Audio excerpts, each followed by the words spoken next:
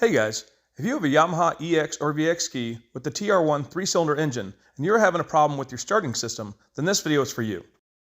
Today I'm going to show you what you have to do to remove the starter from the engine and how to bench test it, but also how to jumper the starter solenoid so you can turn the engine over to verify if the engine or jet pump are locked up. The first thing you should do is check and clean your battery connections and make sure your ground cable and battery connections are tight. You should also load test your battery and verify it has nearly 12 volts after the load test.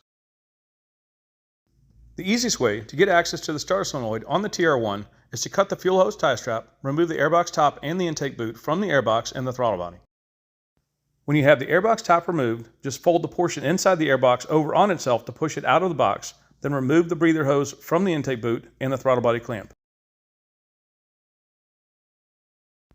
When you get the intake boot removed, this is what you'll be looking at: the starter solenoid and all wires going to it. In order to get to the starter, you need to disconnect all of the wiring going over the intake, including the ignition coils, fuel injectors, the thermostat switch, and air temp and pressure sensors. The last sensor you need to disconnect is the exhaust cooling temp sensor plug, so you can pull the wiring out of the way. The intake manifold is held on by 4 12mm bolts and 2 acorn nuts. There are 2 bolts at the top and there are 2 hidden bolts at the bottom of the intake. When you get the intake manifold removed, you'll be able to see the starter, but it's still kind of buried by hoses, cables, and the engine breather. If you remove the engine breather, it makes removing the starter a lot easier, but if your engine is still full of oil, you should leave the lower breather hose connected.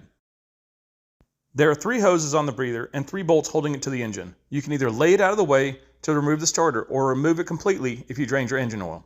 This is what the whole assembly looks like removed. These are the bolts you remove to get the starter out if you are replacing it.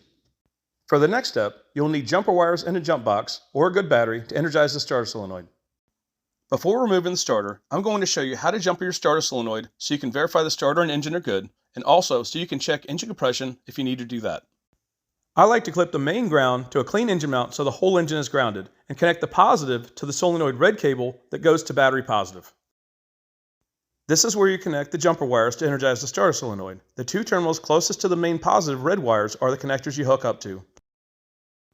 If you connect the power and ground solenoid wires and your starter doesn't turn over, then you may have a faulty solenoid or a bad starter. Use a flat blade screwdriver across the 2 large red terminals, and if the engine turns over, then your starter is good, but your solenoid is likely bad. If you can get the engine to successfully turn over, then you should get about 180 to 200 psi compression readings with no more than a 10% difference between the cylinders. If you can't get the starter or engine to turn over, then you should remove your starter and bench test it. I'll show you how to do that next. Remove the 2 starter mounting bolts and remove the starter from the engine. You can leave the main red cable on the starter or take it off. It doesn't really matter for the test. When bench testing starters, I like to connect the positive cable first and touch a ground cable to the body of the starter to check it. If all it does is arc or spark and not spin, then your starter is likely bad. This is what a healthy functioning starter should sound like: smooth and strong. You will end up with black arc marks on the starter from touching the ground clamp to it. I typically always clean grounds on starters before reinstalling them, so you should do that before reinstalling it.